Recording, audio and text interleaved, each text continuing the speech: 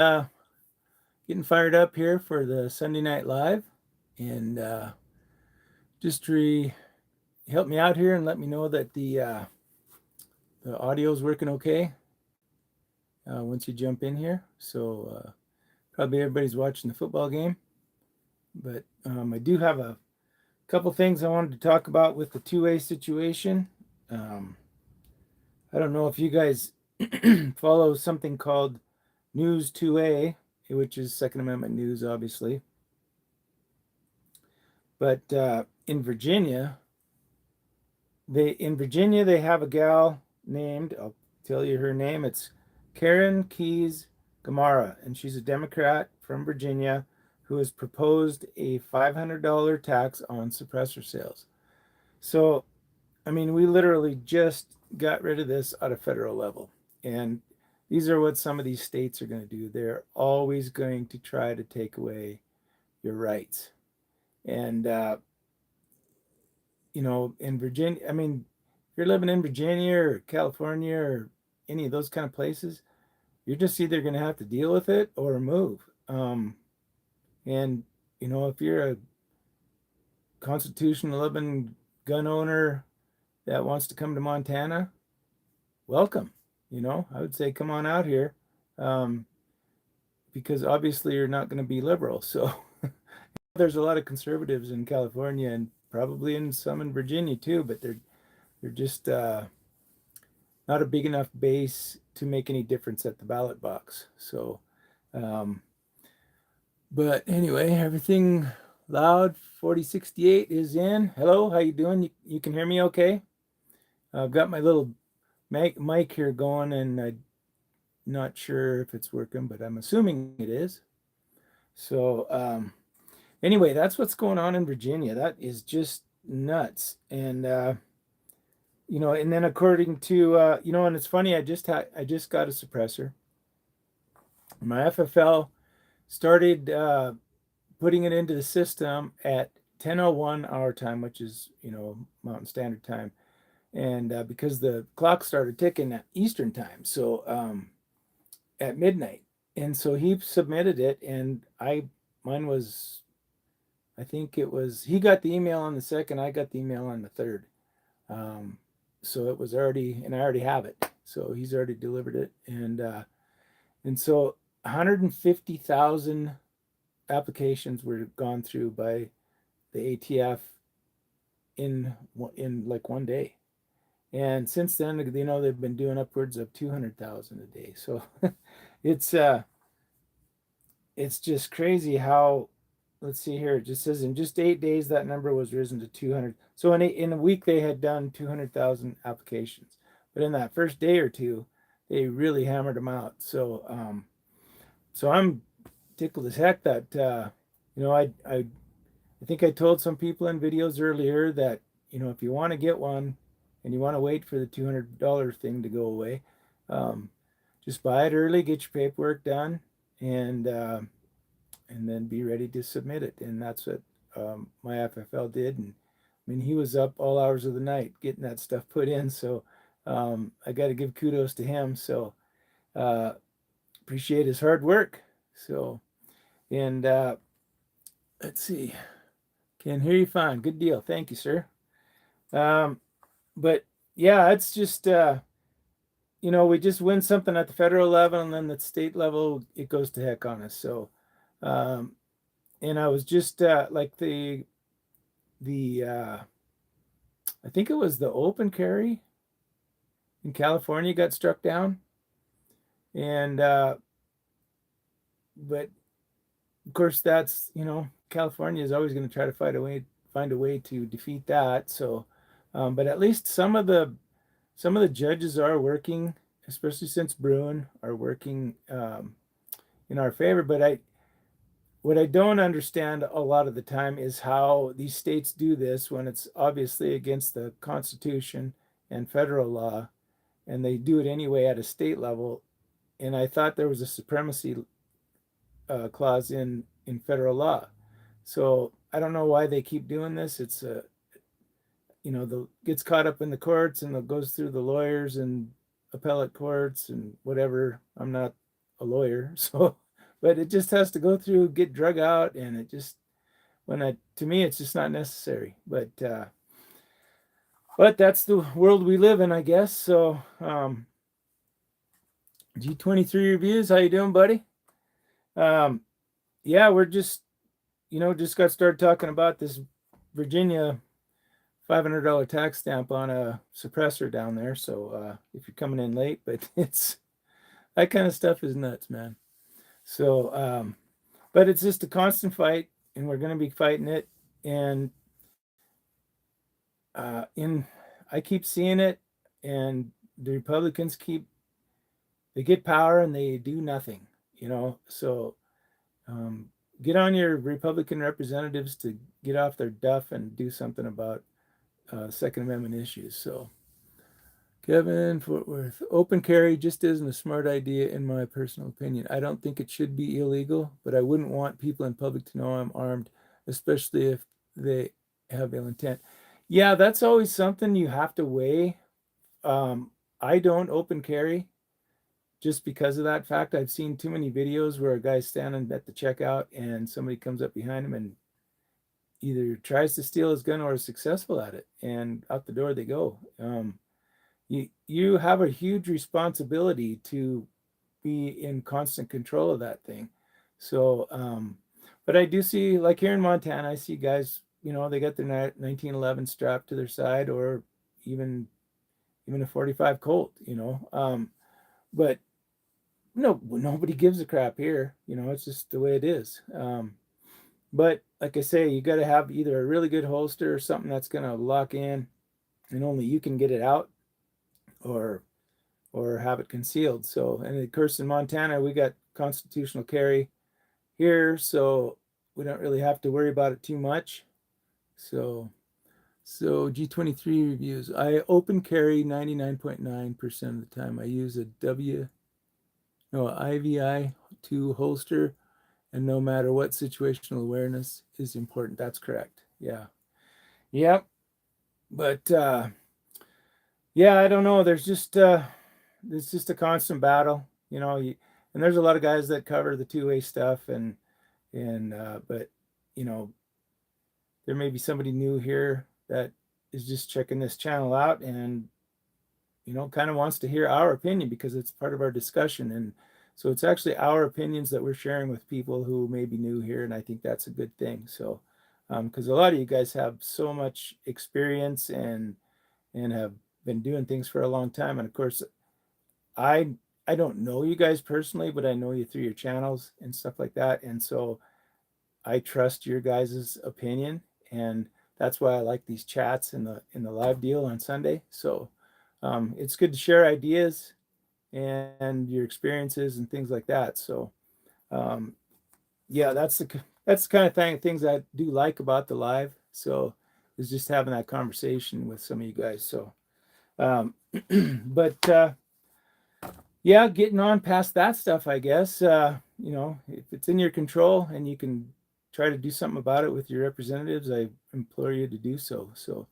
But I was spent the weekend in Missoula at my son's place, and visited the grandkids, um, and it was just a ton of fun. But so a few years ago, I have a Ruger Sporter One in 7mm Mauser, and he shot his first deer with it, and so he has it now. But I brought it back just so I could do a review on it. So I'll be doing that here in a little bit in the future, just kind of going over it and just maybe talking about. I've already talked about a little, if you've seen it, the story of him shooting his deer. But I just wanted to think you guys would enjoy having a look at it. So what I can't believe about it is it's so compact and light compared to my rifles that I have now. And we're hunting in the mountains and you're looking for light rifles, um, but that thing is pretty darn light right now. So anyway, I'll probably crack that thing out and do a video on that hopefully this week. And Ron Johnson, what's my favorite rifle? Currently, it's my 6.8 Western. It's the Seekins Havoc PH2, and that thing is super nice, super ergonomic. Um, it's not too heavy. I've got kind of a heavy scope on it, but so it's a little bit to pack around, especially for an older guy. But we packed it around a lot, and just didn't get a chance to shoot anything with it. So, but it shoots really good at paper, I'll tell you that. So, but yeah. Hey Eric, how's it going, man? We have got to get together and tell your stories here one of these days for sure. So yeah, I kind of like the storytelling time, so we got to do that. But I just have to get on StreamYard and just kind of get it nailed down so I know what I'm doing and everything kind of comes off correctly. So, but it would be recorded anyway, and we could do it later, you know, release it later, and it would probably be fine. So I just got to find the time to do it and then be able to connect up with you and you're not working or something like that. So, um, but yeah, these 7mm Mausers, they're, as you guys probably know, there's a lot of guys that have kind of picked up the 7mm 08 and are playing around with them again. A lot of guys on that have channels anyway, and so it reminded me of this too because it's, you know, they're virtually the same, uh, and have kind of the same ballistics. And if you're a hand loader, there's actually a little more powder capacity in these than there is in the 7mm 08. So it's in the so Eric is in the middle of building a custom Tika T3X in 6.8 Western.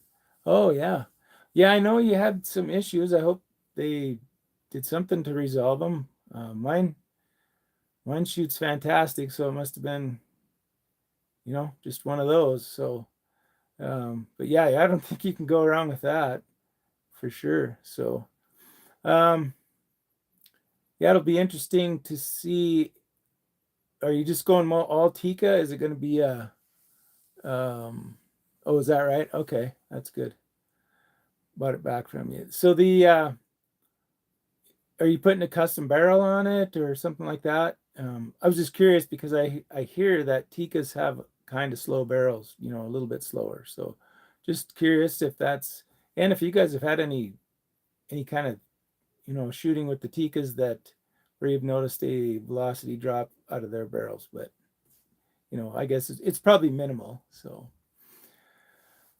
um yeah, but no, I thought it'd be fun to take this thing out and just have a look at it and shoot it a little bit again.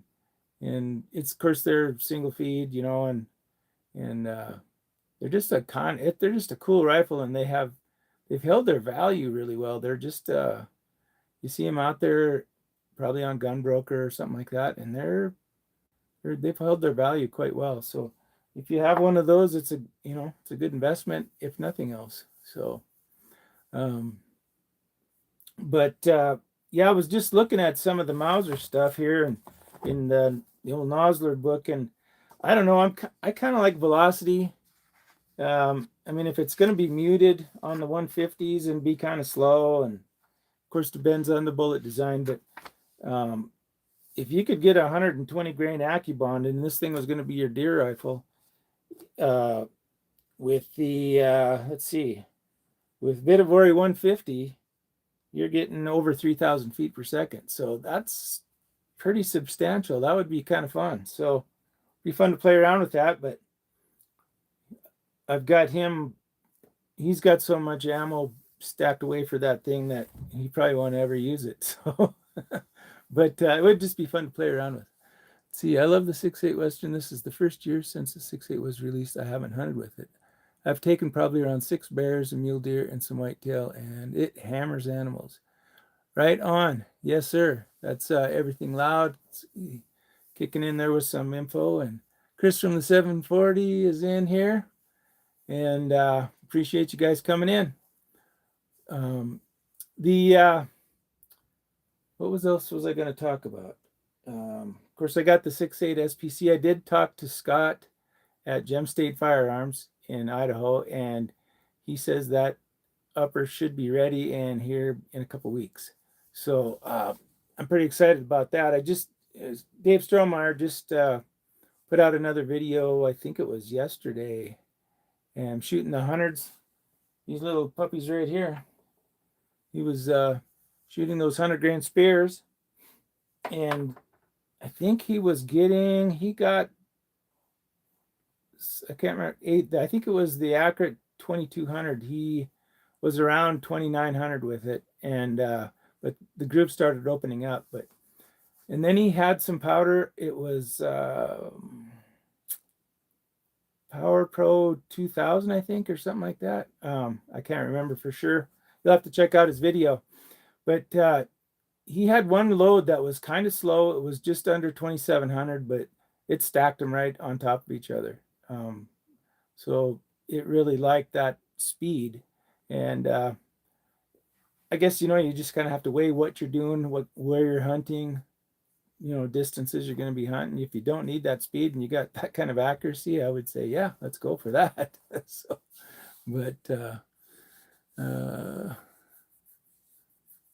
hey, God bless, buddy. Thank you. That is so true. So yeah, no, I just like I say, we've been on a trip and kind of a long drive, but we had a lot of fun. So and usually a lot of times you'll see animals. I kind of often wonder how many, like if the state comes around and picks up dead carcasses of deer off the highway, do they turn that into the state so that they can count those? I would think that they do. I was just thinking about that the other day. And then when we went to Missoula, there was quite a few animals along the side of the road. And so I just wonder how I know on bears and stuff like that, they do take that into account for their harvest numbers that they are shooting for. But deer, I'm not sure if they do on that. So, but anyway, let's see if there's anything else. Oh, I did order some Duramags too. I don't know if you guys have had some 6.8 or SPC stuff, but I got 4 10-round Duramags coming. And what's reloading fun? What is your opinions on small sample size for load testing?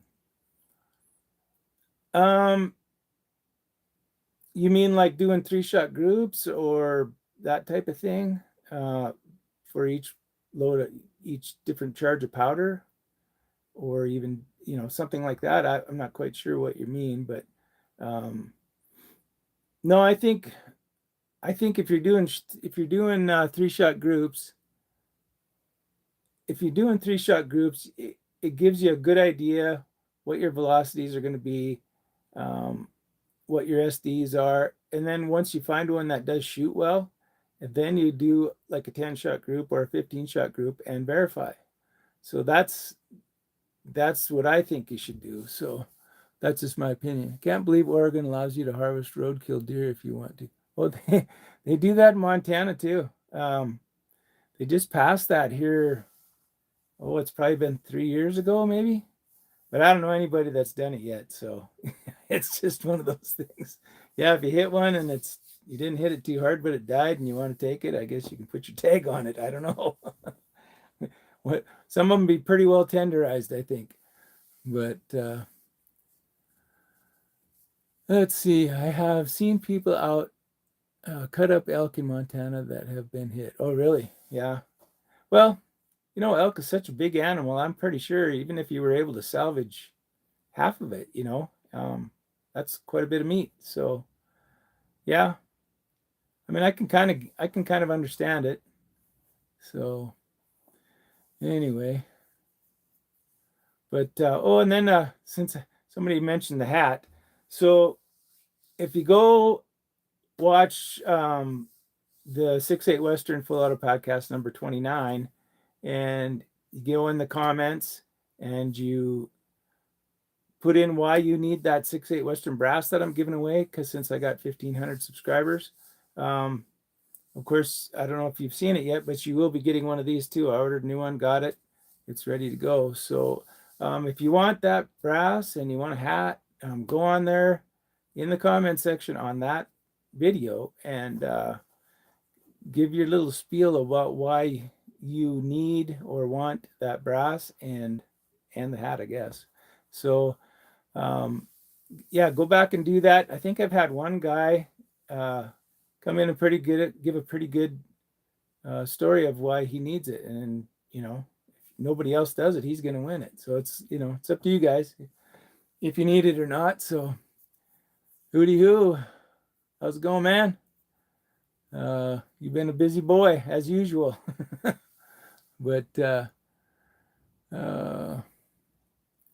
yeah, it's been it's been a fun weekend for me. But like I say, I really do want to make sure that brass gets to somebody who needs it. But it's up to you guys. Get in there, make a comment, and I think I will. So next Friday will be the episode 30, which will be nice. It's a nice round number and kind of a milestone. So we'll do episode 30, and I will determine who gets the brass and the 6/8 Western Great Again hat. So um, that's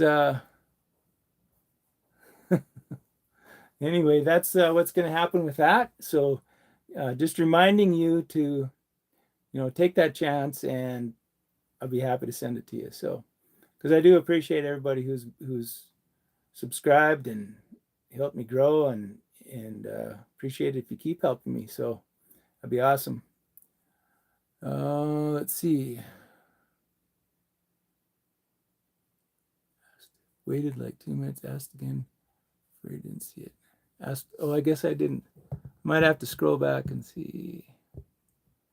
Oh, I don't know Gabe Horn, to be honest with you. So there you go. Oh, I get it. That's a joke, right? I do have a sense of humor, so it's all right. But yeah, yeah. 50 or 338. I'd say 338 would be more practical. So that's just my opinion. He got you good. He sure did. There's always got to be somebody, and I'm Norwegian, so I'm pretty much fair game. If you need 15 shots to verify a load, how many shots would you take when comparing different loads to determine which is better?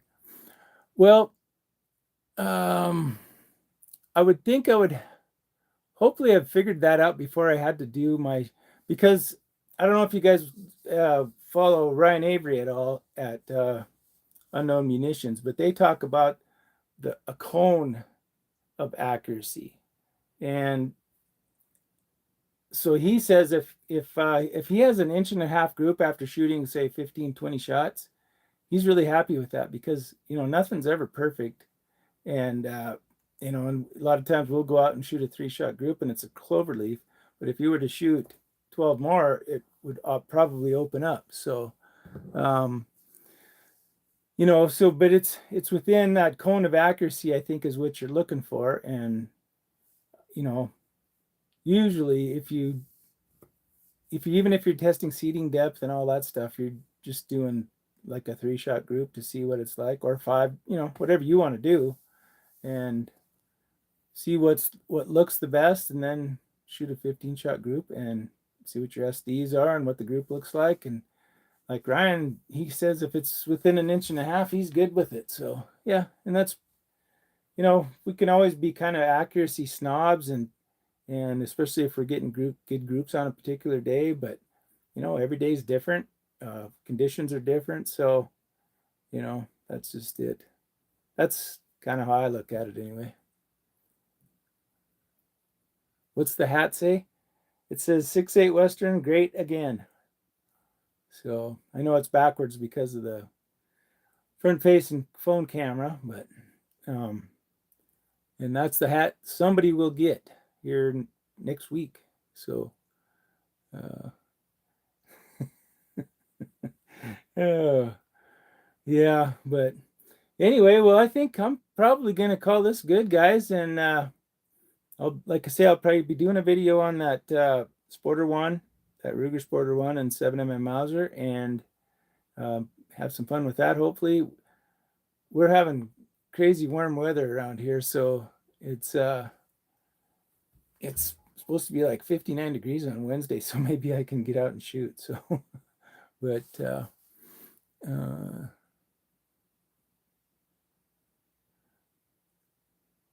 well, three shots will probably tell you a story, but it's like I say, that cone. Yeah, that's if you go watch Ryan Avery on Unknown Munitions or on Rockslide, they do talk about that. So you might get a better explanation for it from them.